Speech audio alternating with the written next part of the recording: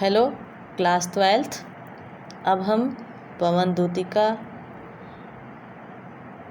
का आगे का पार्ट पढ़ेंगे। बैठे नीचे जिस बिटप के श्याम होवे उसी का, कोई पत्ता निकट उनके नेत्र केले हिलाना। यूं प्यारे को विदित करना, चातुरी से दिखाना, मेरे चिंता विजित चित्त का क्लांत हो काप जाना। बैठे नीचे जिस बिटप के, बिटप यानी पेड़, कोई पत्ता निकट उनके नेत्र कोले हिलाना। यो प्यारे को विदित कराना, विदित कराना मतलब जानकारी कराना, ज्ञान कराना या बताना, चातुरी से दिखाना, मेरे चिंता विजित, चिंता विजित मतलब चिंता को जीत लेने, चित्त का, चित्त यानी हृदय, क्लांत मतलब मुरझाना या थका हुआ।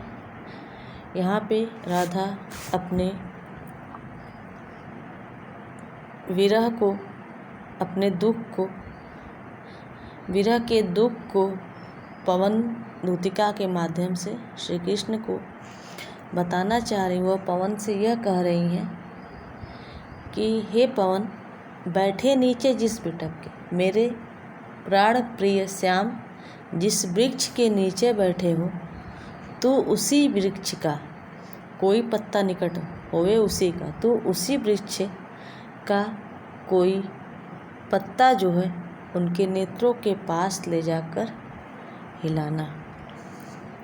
यूं प्यारे को विदित कराना, करना चातुरी से दिखाना, और इस प्रकार तू अपनी क्रिया चतुरता से मेरे प्रियतम को यह ज्ञात करा सकती हो कि किस प्रकार से चिंता ने मेरे चिंता विजित का क्लांत हो काप जाना, किस प्रकार से चिंता ने मेरे हृदय को जीत कर उसे थका दिया है, चिंता ने मेरे हृदय का संबल मुझसे छीन लिया है, जिसके अभाव में मेरा हृदय जो है पत्ते की भांति कांपता रहता है। इसमें राधिका की दशा को दिखाने के लिए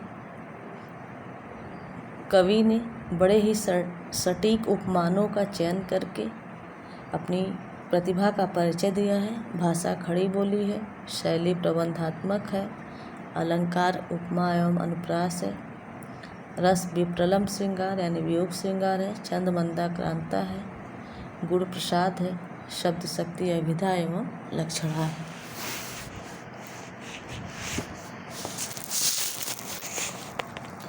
सूखी जाती मलिन लतिका जो धरा में पड़ी हो, तो पाँवों के निकट उसको श्याम केला गिराना। यों सीधे से प्रकट करना, प्रीति से वंचिता हो, मेरा होना अति मलिन और सूखते नित्य जाना। सूखी जाती मलिन लतिका जो धरा में पड़ा हो,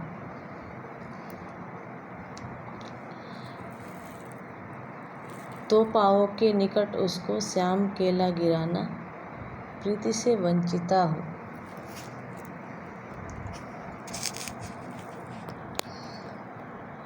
मेरा होना अति मलिन और सूखते नित्य जाना। इसमें जो है राधा कह रही है कि हे पवन, यदि तुझे धरती पर, धरा यानी धरती पे, कोई सूखी हुई लता मिल जाए, तो पाँवों के निकट उसको श्याम केला गिराना, तो तू उसे श्री कृष्ण के पाँव के पास लाकर गिरा देना। यों सीधे से प्रकट करना और स्पष्ट रूप से उन्हें यह बता देना, प्रेम से वंचित, कि प्रेम से रहित होकर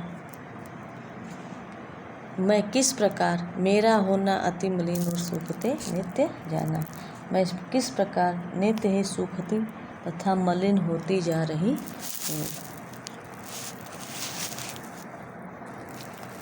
कोई पत्ता नवल तरु का जो पीत हो रहा हो, तो प्यारे के दृढ़ युगल के सामने ला उसे ही, धीरे धीरे संभल रखना और उन्हें यो बताना, पीला होना प्रबल दुख से प्रेषिता सा हमारा, प्रोषिता सा हमारा। कोई पत्ता नवल तरु, नवल तरु यानी नए पेड़ वृक्ष का, पीत जो हो रहा, पीत मतलब पीला, यों प्यारे के दृढ़ युगल, दृढ़ युगल यानी दोनों आँखों के सामने, धीरे धीरे संभल रखना, पीला होना प्रबल दुख से प्रोसिता सा हमारा। प्रोसिता मतलब जिस स्त्री का पति विदेश गया हो।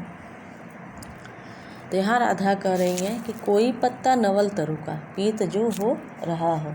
हे पवन, यदि किसी नए वृक्ष का कोई पत्ता पीला पड़ गया हो तो प्यारे के दृग्वल के, तो उसे प्रिय के दोनों नेत्रों के सामने धीरे से लाके रख देना और उन्हें यह बताना,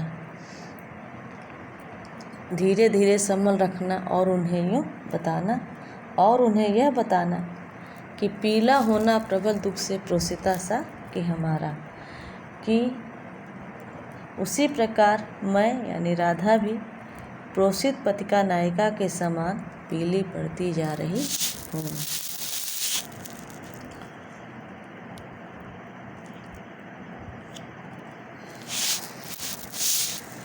यो प्यारे को विदित करके सर्व मेरी व्यथाएं धीरे धीरे वहन करके पाँव की धूल लाना, थोड़ी सी भी चरण रज जो लान देगी हमें तो, हाँ कैसे तो व्यथित चित्त को बोध मैं दे सकूंगी। यो प्यारे को विदित करके, विदित मतलब ज्ञात करा के, बता के, सर्व मेरी व्यथाएं सभी मेरे दुख को धीरे धीरे वहन करके यानी उड़ा के, धीरे धीरे पाँव की धूल, चरण रज यानी चरणों की धूल, व्यथित चित्त यानी दुखी चित्त को, बोध मतलब समझाना या धैर्य से समझा लूँगी या फिर ज्ञान कराऊंगी अपने व्यथित चित्त को। यो प्यारे को विदित करके, राधिका जो कहती हैं पवन से कि हे पवन, विदित करके मेरी सर्व व्यथाएं धीरे धीरे वहन करके पाँव की धूली लाना, कि जैसा मैंने बताया है तो वैसे ही मेरी सभी दुख जो है, सभी व्यथाएं जो है प्रियतम श्री कृष्ण के सम्मुख जो है व्यक्त कर देना। और जब तू वापस आए तो मेरा एक कार्य करना कि तू उनके पाँव की धूल को धीरे से उठाकर यहाँ ले आना, और हाँ कैसे तो व्यथित चित्त को बोध मैं दे सकूँगा। यदि तू मुझे उनकी थोड़ी सी भी चरण धूल ला देगी तो मैं उसे अपने माथे पर चढ़ाकर अपने दुखी मन को समझाकर उसे धैर्य बंधा लूँगी।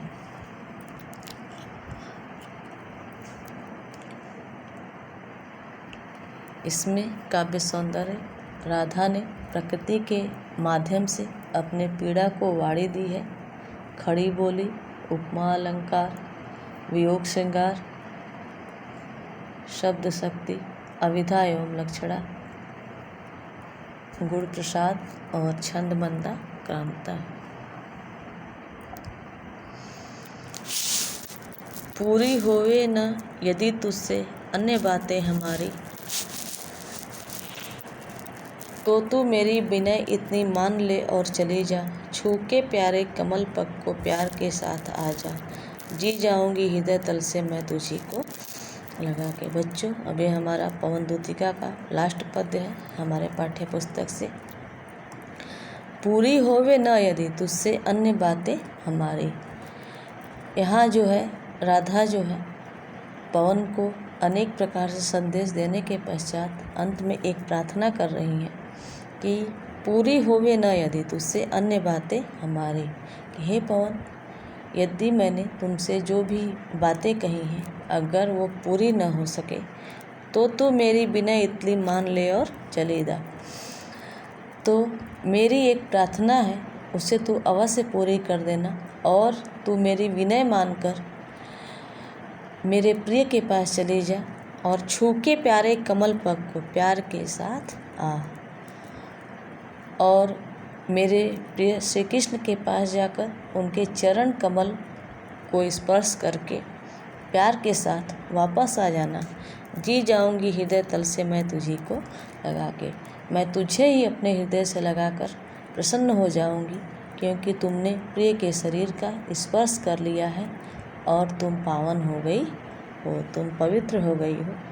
राधा जितना भी कुछ पवन दूतिका से समझाती हैं कि कमल का फूल श्री कृष्ण को दिखाना, किसी भवन के चित्रों को ध्यान से देखना, उसमें अगर कोई बिरहड़ी नायिका हो या फिर बावले से लोग घूमते हुए दिखाई दो, किसी उपवन का चित्र देखना और कदम का वृक्ष, इतना सब कुछ बताने के बाद लास्ट में अंत में राधिका ये कहती हैं कि मैं जितना भी तुमसे कही हूँ, मैं मेरे जितने भी संदेश थे, अगर वो तुमसे पूरी न हो सके तो मेरी बस एक अंतिम विनय है, जिसे तू मान ले और चले जा।